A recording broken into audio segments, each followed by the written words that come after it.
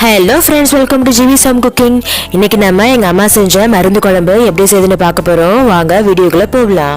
இதுக்கு தேவையானது சின்ன வெங்காயம் கொஞ்சம், 3 பெரிய வெங்காயம், நிறைய பூண்டு எடுத்துக்கோங்க, 2 தக்காளி, கத்திரிக்காய், முருங்கைக்காய், ஒரு எலுமிச்சை சைஸ் அளவுக்கு புளி எடுத்து 15 மினிட்ஸ் ஊற வச்சு கரைச்சி வச்சுக்கோங்க.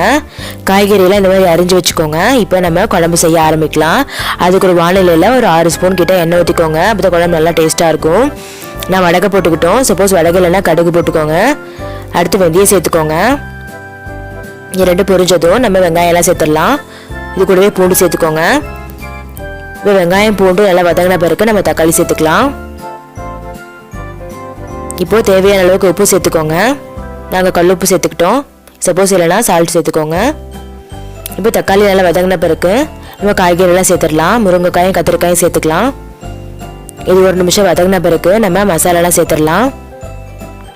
நாட்டு மருந்து கடையில் மருந்து குழம்பு வைக்கிறதுக்கு தேவையானதெல்லாம் கேட்டால் கொடுப்பாங்க. அதெல்லாம் வாங்கிட்டு மிஷினில் அரைச்சி வச்சுக்கோங்க. அது 1 ஸ்பூன் சேர்த்துக்கிட்டோம். 1 ஸ்பூன் மஞ்சள்தூள் சேர்த்துக்கோங்க. 1 ஸ்பூன் குழம்பு மிளகாத்தூள் சேர்த்துக்கோங்க, வீட்டில் அரைச்சது. இப்போ 2 ஸ்பூன் எண்ணெய் சேர்த்துட்டு இது எண்ணெயில் நல்லா வதக்கிக்கோங்க. அப்போ தான் மருந்தோட ராஸ்மெல் போகும், குழம்பு நல்லா டேஸ்ட்டாக இருக்கும். ஸோ இது நல்லா 5 நிமிஷம் வதங்கின பிறகு நம்ம புளித்தண்ணி சேர்த்துக்கலாம். தேவையான அளவு தண்ணி சேர்த்துக்கோங்க.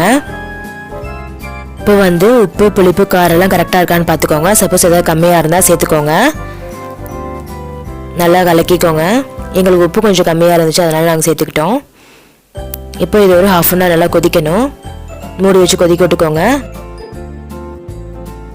கருவாடை பிடிச்சவங்க இந்த ஸ்டேஜில் கருவாடை சேர்த்துக்கோங்க. கருவாடை சேர்த்துட்டு 5 மினிட்ஸ் கழிச்சு ஆஃப் பண்ணிடுங்க.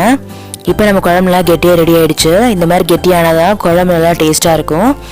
இது டெலிவரி ஆனவங்களுக்குலாம் ரொம்ப ஹெல்த்தியான குழம்பு. இது சாப்பிட்டா இடுப்புலி வராமல் இருக்கும். ஸோ இந்த மாதிரி கண்டிப்பாக செஞ்சு பார்த்து எப்படி இருக்குன்னு சொல்லுங்கள். இந்த வீடியோ பிடிச்சிருந்தா லைக் பண்ணுங்கள், ஷேர் பண்ணுங்கள், கமெண்ட் பண்ணுங்கள், சப்ஸ்கிரைப் பண்ணுங்கள். தேங்க்ஸ் ஃபார் வாட்சிங். டாட்டா.